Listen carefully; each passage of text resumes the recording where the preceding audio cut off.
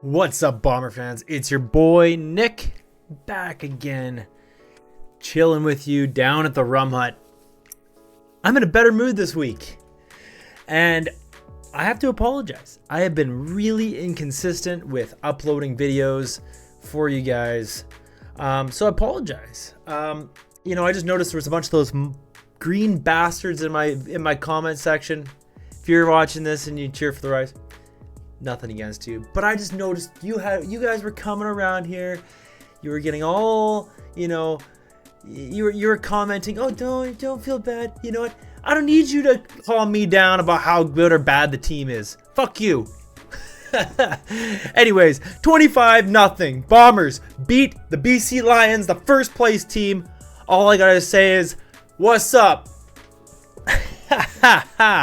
You love to see it, boys. You really, really love to see it. So I'm going to talk about the game today and just kind of go over the pros, cons, and everything else in between.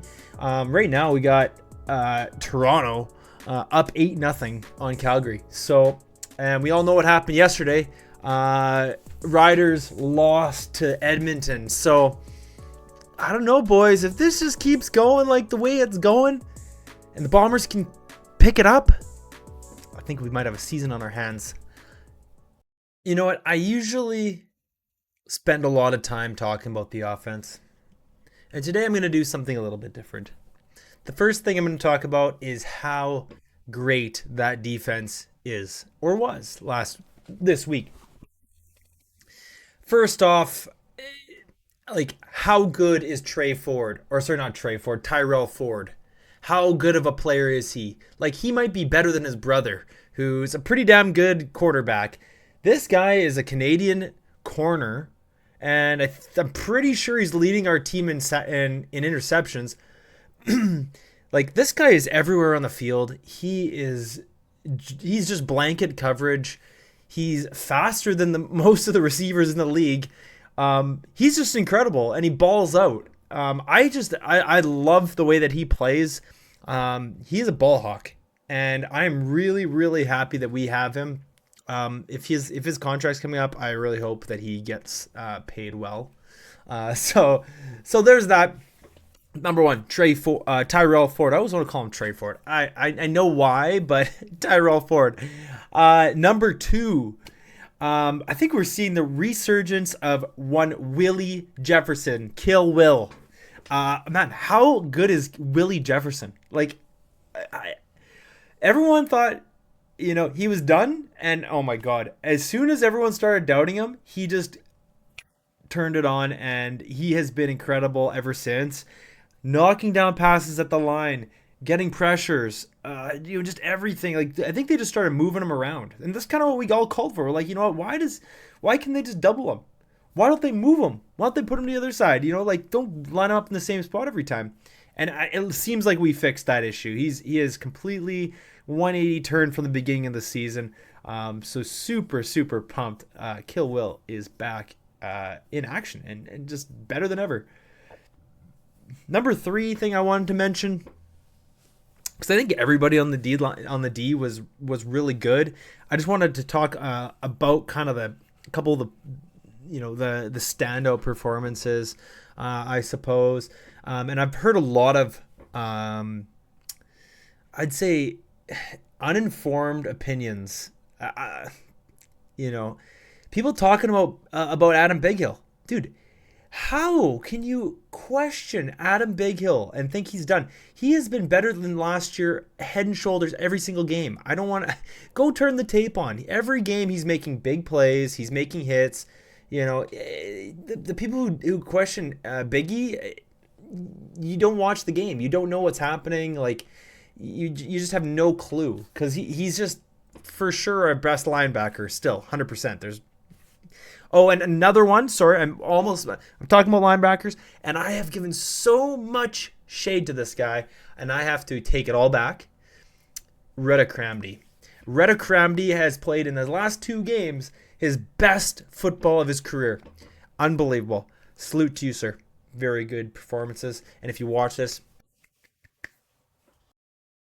individual performances aside, you know, we watched them. This is the same defense that we watched got absolutely steamrolled by this, what was it, Calgary?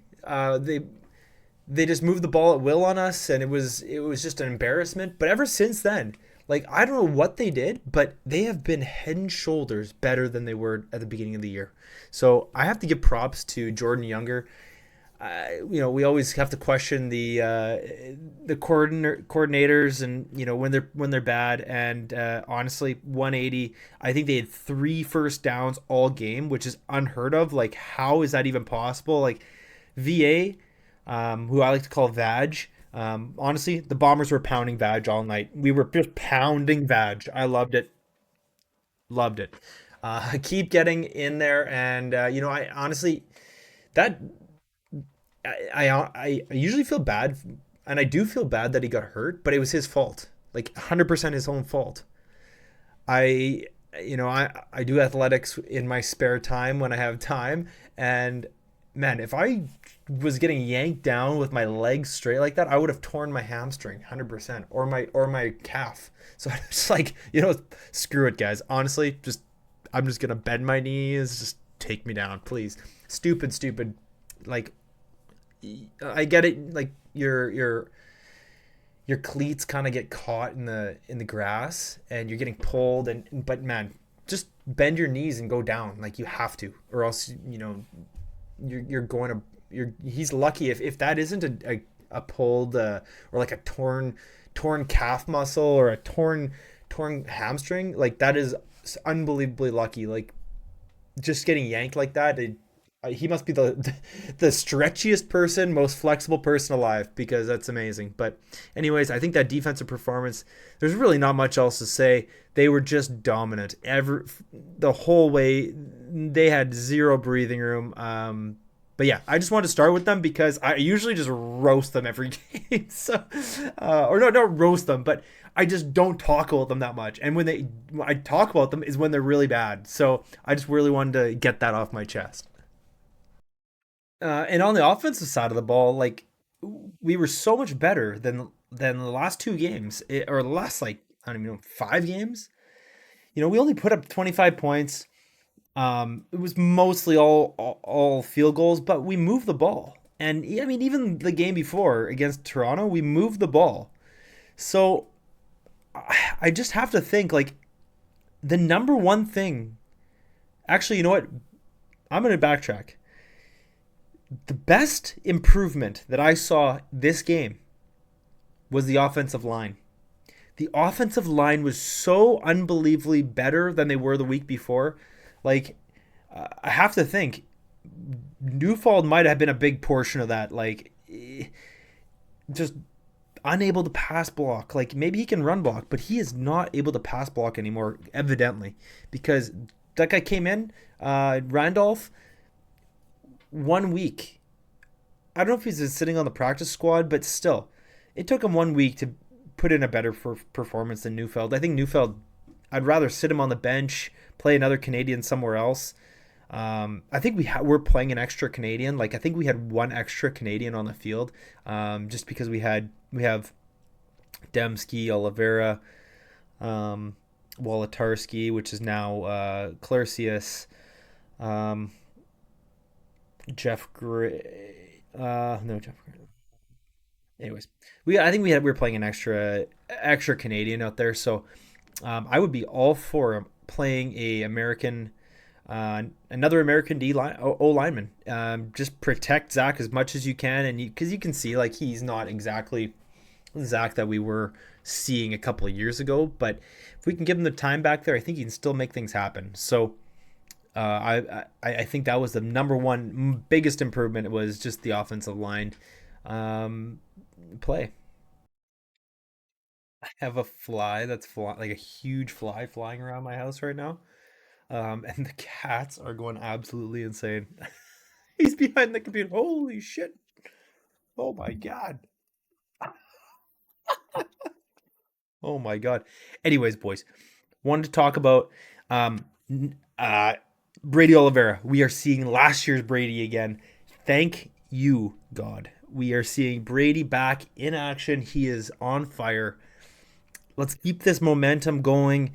At receiver, Ontario Wilson. He is becoming a star in the league. We are seeing a star emerge. You see every year. You see guys like Dalton Schoen. You see Kenny Lawler. You see like a new guy every single year emerge. I think that's what we're seeing out of Ontario Wilson, and I think Kevin Clercius may also be like that next guy too. Like I think he is overtaking Wolodarski for a Canadian receiver role. Like if I had to choose who's better in terms of just overall skill, I'm taking Kevin Clercius, man. The guy's like 6'3", 220. Like he's got the physical attributes. He's a lot younger too. I think he's a little bit faster. I think that if they can have both those guys and just have Wolodarski and him just kind of switch out when they need to, big addition for the Bombers. I obviously don't know when Wolodarski's coming back. The other thing that I want to talk about with the receivers, and this is something that really pissed me off. Like this is the one thing I was like, fuck. It was an amazing fucking game. Okay, we're going home. We're sitting in our car. We park in the value lot, which is usually fast to get out of, like the value lot at the back of the university. So me and my buddies were sitting in the car. It's like 8 million degrees in there. And, we're listening to the post-game show. And I just have to say, Doug Brown, what the fuck are you thinking, man? The dumbest thing I've ever heard anyone say regarding any football in my life. They were talking about how when Kenny Lawler comes back, like who comes out? Like, and I haven't even talked about him yet. Now I am. Like, he was suggesting that Lucky Whitehead hasn't done enough to stay in the team, like has to stay on the roster. Like, what in the world would ever bring you to that conclusion, man? Like, what in the world? What are you talking about? Like, if you could pick anybody to come out, anybody, you picked Lucky Whitehead. You think that he might be a candidate. He says, he took 3-4 weeks to make it onto the roster. Well, the guy was at home sitting on the couch. He was gardening. He even said it in the interviews. He's been gardening. You think O'Shea, his number one thing is training camp, being in training camp, playing real games. Well, no shit, take him. It's a whole new offense too. Buck Pierce, new offensive coordinator from when he was here. It's not like he just has the same playbook. Like, he didn't learn the offense. He's not in shape. He was sitting at home. And he has the nerve to ask, after he just scored one of our only touchdowns of the season, if he's done enough. Like, just give your head a shake, man. It's the most embarrassing thing I've ever heard anyone say in my life. Like, you were a great player, but that was one of the dumbest things I've ever heard. And then, I mean, the obvious answer is Josh Johnson. The guy's been horrible all season, like horrible. Like it's so easy, it's so unbelievably nonsensical. I really would love if I could hear his reasoning, because it was just the stupidest thing I've ever heard in my life. Anyways, I mean, he is the player. He was the ex-player, but he didn't play offense, so I don't know. Maybe he knows more than I do, but I really cannot figure out how you can think that Lucky Whitehead, after what he just did this week, coming off the couch, not having training camp, not being fit, coming from basically at home, taking care of his dogs and gardening, you think that, and never reading the playbook, new playbook from when he was here, then you think he should come out of the gate. He should come out of the lineup after he just got in shape and he just got a touchdown and he had 60 some yards receiving. That's the guy. Yeah, okay. Well, that was my rant for the night. I'm going to talk a little bit about the game next week. Actually, sorry, it's a bye next week. I'm going to talk about... erase that. I'm going to talk a little bit about the other games that happened this week. So right now it's 15-3 for the Argos, and all I have to say on this is I'm going to keep it kind of short because I went on that huge rant. My blood pressure's up. Just went for a run and I'm back now, and I'm a little bit shaky. I've been drinking the DC, and it's been a perfect week for us, guys. The only thing that would have made this week more perfecter is if Montreal would have lost, because I don't want them to be going into the playoffs with this kind of like swagger 7-1. Maybe it's too much. Maybe it's too much confidence like we had last year. The Argos last year as well. But huge to see Edmonton come off that schneid. They're 1-7. I don't think obviously if they go on a huge heater here, nothing. It's the CFL. We're only halfway through the season, so obviously anything can happen. But if we're just assuming that the Bombers, to make the playoffs, we need to go on a heater as well. So I'm not worried about what Edmonton does. I think if they can beat Sask and BC and Calgary, the teams that are ahead of us, and if we can keep winning, they can help us a ton. So it's really nice to see that Trey Ford has really come in. And it's kind of it's just a shocking that they would have not Bo Levi Mitchell, the other guy with a million, McLeod Bethel Thompson, the other guy with a million names. So I don't watch all Edmonton games just because they're boring and they lose. But shocking that they wouldn't be playing Trey Ford. Just a joke of an organization in general. But hopefully they've kind of turned it around a little bit. Not because I like Edmonton, it's just because it's kind of not good for the league to have one team that just doesn't win. You kind of have another a Cleveland Browns just because I'm a Steelers fan, I had to say that. But amazing to see Sask lose. The happiest thing, the other thing, this week, there's only one other thing that makes me happier than the Bombers winning. It's the Riders losing. And every other Bomber fan that I know is the same way. It's you know what? If the Bombers lose, at least if the Riders lose as well, it's been a good week. Honestly, it's been not a great week, but it could be worse. It could be a worse week. At least they lost. But yeah, just to reiterate, sorry I haven't been posting much. I really do enjoy doing this. I just need to find some time and I've just been busy with a bunch of other shit. And then, it's kind of hard to come in here and just rant every time. And then when those green bastards come in, it's just, they're trying to be nice, but they're just kind of rubbing in our face and all that kind of shit. So, great to see us get back on the win streak, or on the winning ways. It's only one, so I'm not going to get too excited. But 3-6 is a hell of a lot better than 2-7. So I will absolutely take it. And the fact that we shut out BC, Vernon Adams out now. I could see us in the next couple of weeks, if Vernon Adams is out for 3-4 weeks, and if we win 2-3 games, I could see us back right up there with BC, maybe ahead of Calgary, depending how long Trevor Harris is out. We could be going up to the top and be fighting for a home playoff game within 4 or 5 weeks. So honestly, exciting times, boys. Exciting times. I think the Bombers, this year has tried my patience, but I realized that it's the CFL. It's the CFL. Montreal was shit last year in my mind until they beat Toronto. Even after they beat Toronto, I was thinking, it's just luck, So it's really nice to see that everyone's just overshadowing us now. We beat BC, but that was just luck, right? Just luck. So let them think that we're going to take our bye week and we're going to come out and we're going to kick BC's ass again next week. So I'm going to try and make another video this week. We'll see what I have time for. But once again, thank you so much for watching. If you guys really want to help me out, please hit the like and subscribe button. And, and honestly, if you just keep watching the videos, it helps me, a lot anyways. Helps everyone else see the videos.